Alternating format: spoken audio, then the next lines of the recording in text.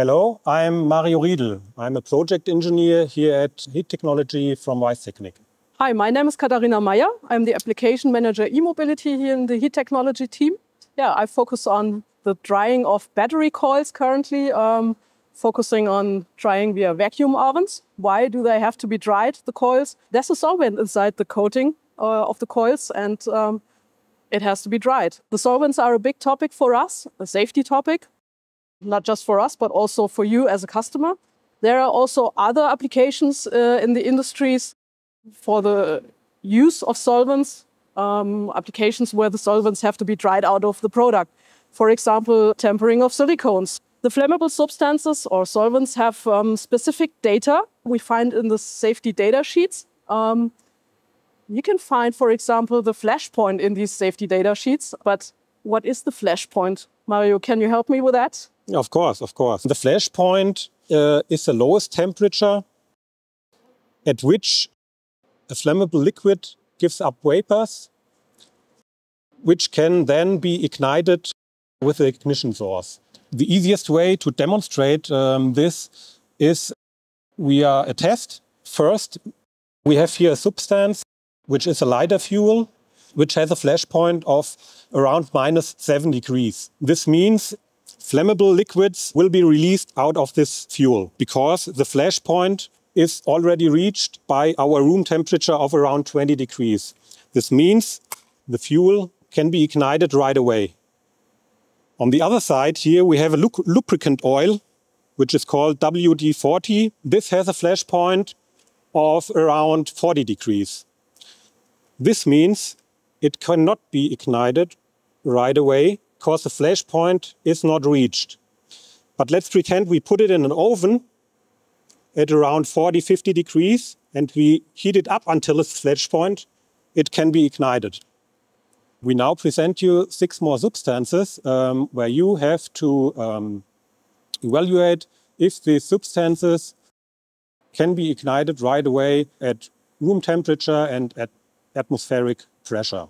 First, I want to present you here a glue. The glue inside is liquid, and only when you put it out, it will harden.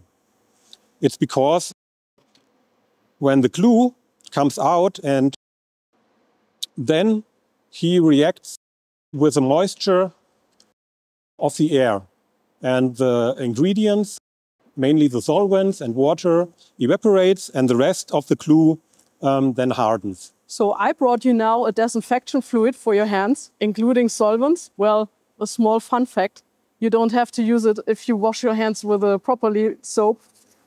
During singing 2 times Happy Birthday, it's quite enough time to disinfect your hands. Okay, so next we have a nail polish remover. Be careful.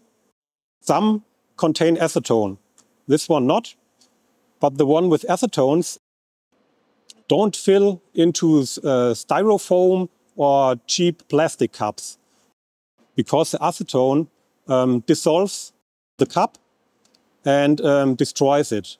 Okay, the next one is the Megadeth sauce, which I brought you. The Megadeth sauce is quite spicy, but does it also burn? The Megadeth sauce has 550,000 Scoville.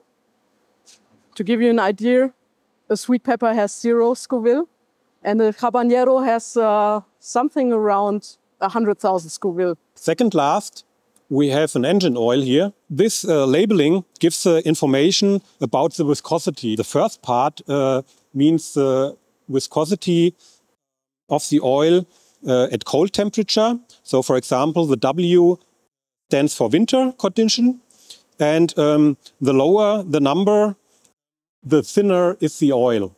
And the second part of the number gives an indication for the viscosity at operating temperature for the oil. The lower the number, the thinner is the oil. So last but not least, a mouthwash. If you have cravings for eating something sweet, use the mouthwash. You don't want to eat something sweet anymore. So guys, we challenged you. Which substances are flammable at room temperature and atmospheric pressure? Remember, the Flashpoint was the topic. Mario, can you help us? Yes. We will give you the solution. Let's start with the glue. Burns. Then the disinfection gel.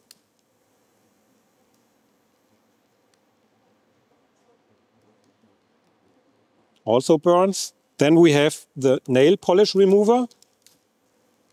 Burns right away. Then we have the Megadeth sauce.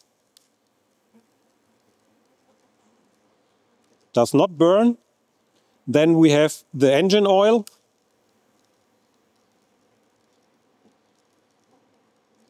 Does not burn. And last, mouthwash. Also does not burn. Mario, you showed us now quite impressive what the Flashpoint is.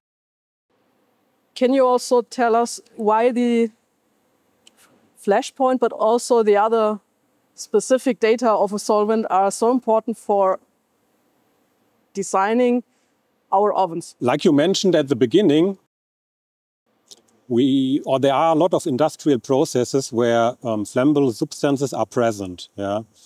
And every time we have to check what flammable substance it is, what is the flash point of the flammable substance, and what is the amount.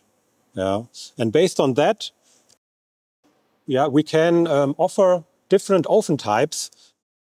So for example, we have the Riedl in our portfolio, which is an oven type which is suitable for limited amounts of flammable substances.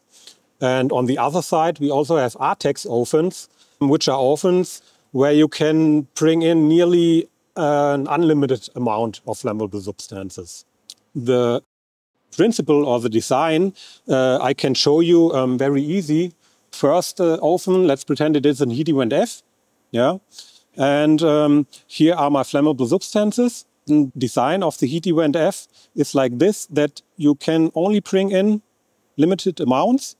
So by pressing the button, I only bring in limited amounts inside the oven. The Riedl inside the Riedl we have ignition sources, but they are no problem because of the limited amounts. So nothing happens inside the oven, and we are safe. On the other hand, we have our ATEX ovens, which functions like this.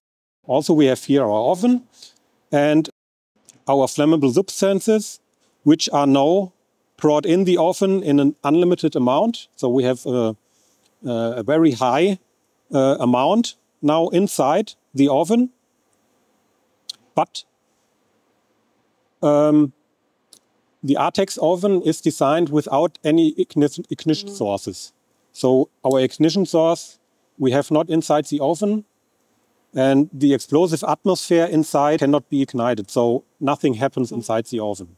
And now I will show you what worst case can happen if we have a very high amount of flammable substance inside the oven and combined with an ignition source. Yeah. Then worst case, a fire or an explosion can happen. I assume you as our customer also doesn't want to have this in your ovens. So ask us, we help you with designing your oven safe for your products.